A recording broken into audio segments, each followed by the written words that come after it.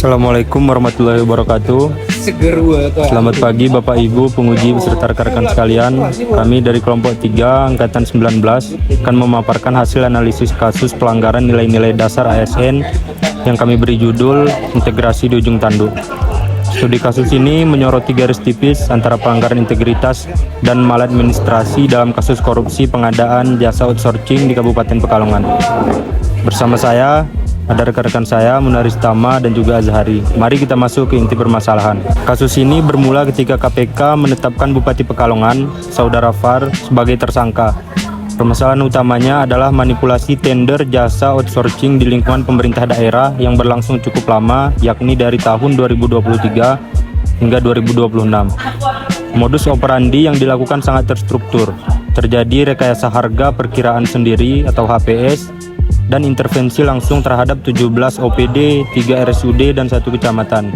Tujuannya satu, memastikan proyek jatuh ke tangan PT RNB, sebuah perusahaan yang ternyata dikuasai oleh keluarga Bupati sendiri.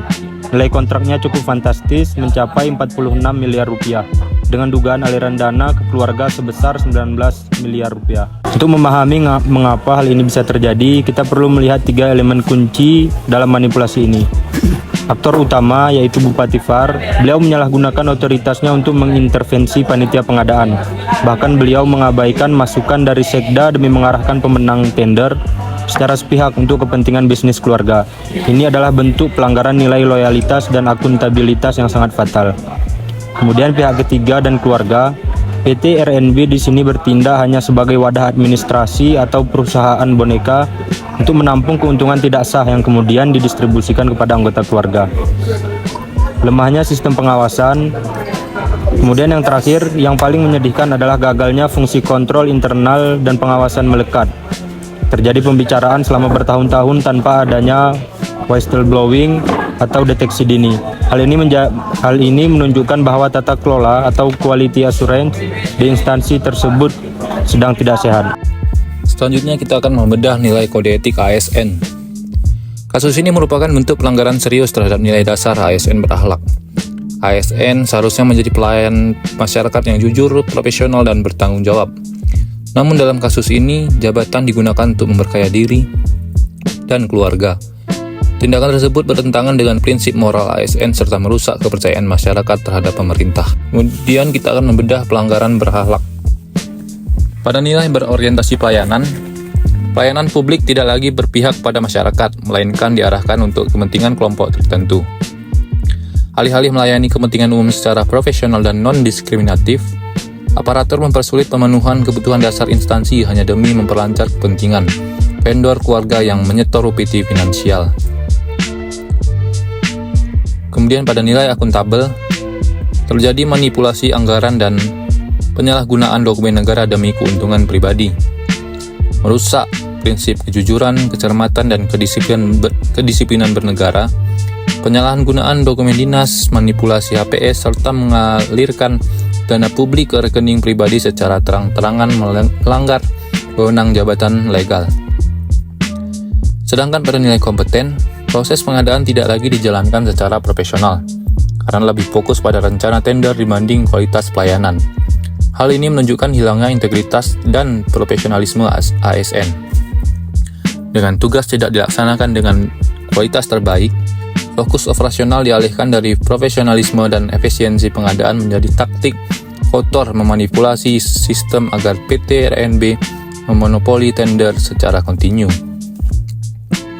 Selanjutnya pada nilai harmonis, praktik kolusi menciptakan lingkungan kerja yang tidak sehat dan menimbulkan konflik kepentingan di internal pemerintahan.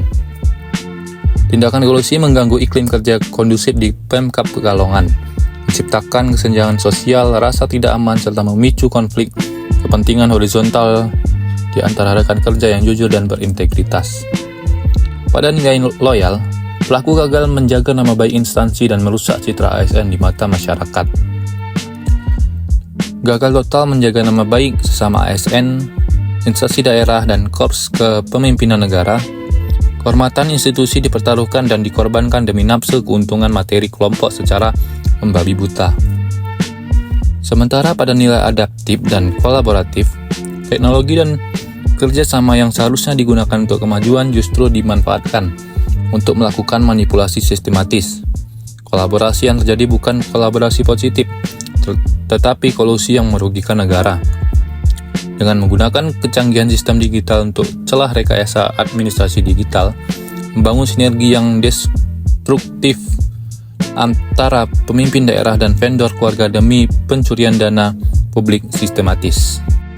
Nah, adapun rincian pembagian dana Rp19M tersebut, yaitu melalui distribusi aliran uang hasil rekayasa proyek outsourcing PT RNB yang dinikmati oleh Bupati Pekalongan, yaitu kepada Bupati Pekalongan Fadia, anak Bupati Sabik MSA, melakukan penandikan tunai anak Bupati, Direktur PT RNB, dan suami Bupati.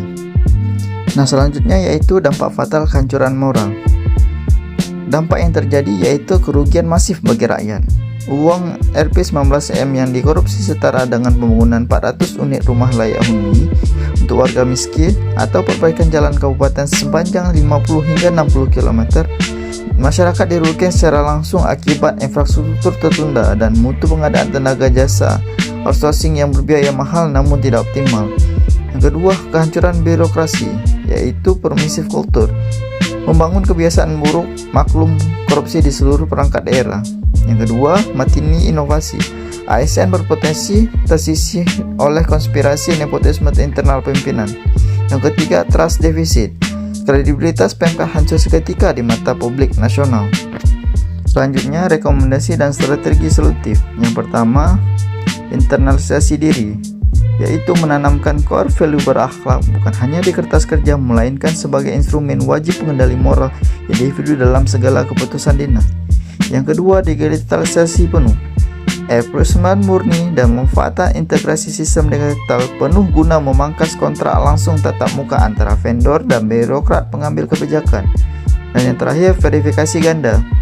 Penerapan strict 4A's principle pada dokumen anggaran strategis disertai revitalisasi whistleblowing system independen di bawah kendali KPK. Dan yang terakhir, integritas bukan sekadar slogan, melainkan fondasi pembangunan bangsa. Yang ini dapat kami sampaikan, lebih dan kurang kami mohon maaf. Kami tutup. Wabillahi taufiq wal hidayah. Wassalamualaikum warahmatullahi wabarakatuh.